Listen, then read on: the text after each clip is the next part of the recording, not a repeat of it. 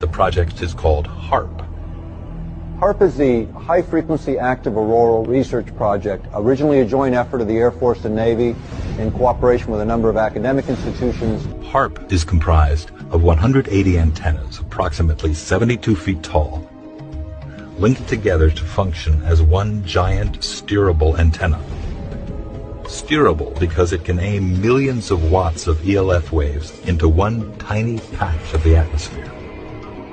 The amount of energy we're talking about here is 3.6 million watts, injecting their entire output into a spot that's about 12 miles across by about 2.5 miles deep by about 90 miles up. This is where Harpp is pointing. It's an area located roughly 300 miles from Anchorage.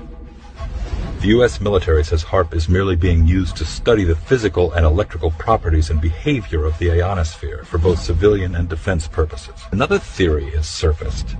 The intense energy being beamed into the sky by Harpp is actually heating up the atmosphere, causing weather changes.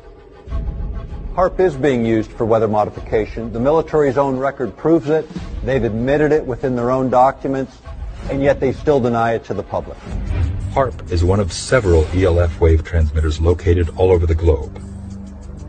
The United States owns and operates 3 of them, one in Kokona, Alaska, another in Fairbanks, Alaska, and one in Arecibo, Puerto Rico.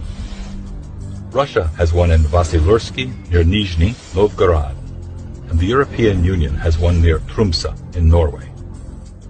Working in tandem, these transmitters could potentially alter the weather anywhere in the world, changing the jet stream's course entirely, triggering massive rainstorms or droughts. Even hurricane steering would be possible by heating up the atmosphere and building up high-pressure domes that could deflect or change the course of hurricanes.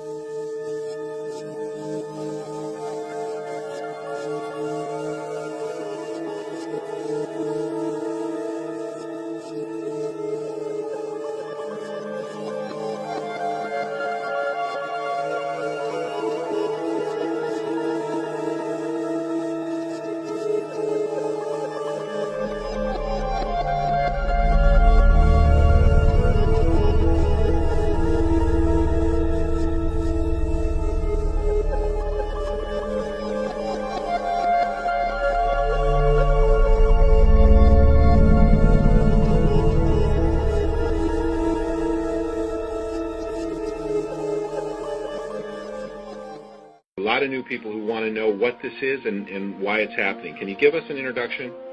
Yeah, again, the term geoengineering, aka chemtrails, the layman's term for what we see happening in the skies, but this is weather modification on a global scale. In fact, these programs are so large and so all-encompassing that all other weather modification programs that go on a smaller regional basis are virtually, they're negated by the scope and scale of the global geoengineering programs. And these programs involve a number of aspects. You have the saturation of the atmosphere with various chemical and metal particulates. And there appear to be various purposes and objectives with this saturation.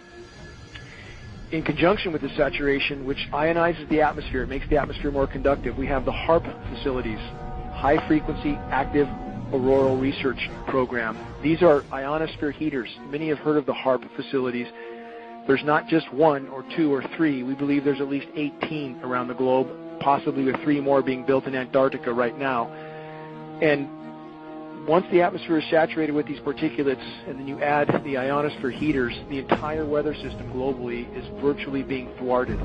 There is no natural weather at this point, and we really don't know what sort of climate conditions we would have necessarily if these programs were brought to a halt. I mean, they desperately need to be brought to a halt because the saturation of the atmosphere is thwarting the hydrological cycle. It's totally disrupting the rain cycle. Again, we have the artificially nucleated snowstorms, which I just mentioned. You can't go from 100 degrees to snow in one day without a whole lot of help. This includes jet stream manipulation with the Harpp facilities, and we are not guessing at this. We have monitoring sources for this signal, and we can see where the signal is most intense, and that's what steers the jet stream. So then you add artificial ice nucleation, which is a chemical nucleation process. They can turn what should have been rain into snow and drop the temperatures of these storm systems by this artificial chemical nucleation. This isn't sci-fi. This is hard science fact. The weather disseminating agencies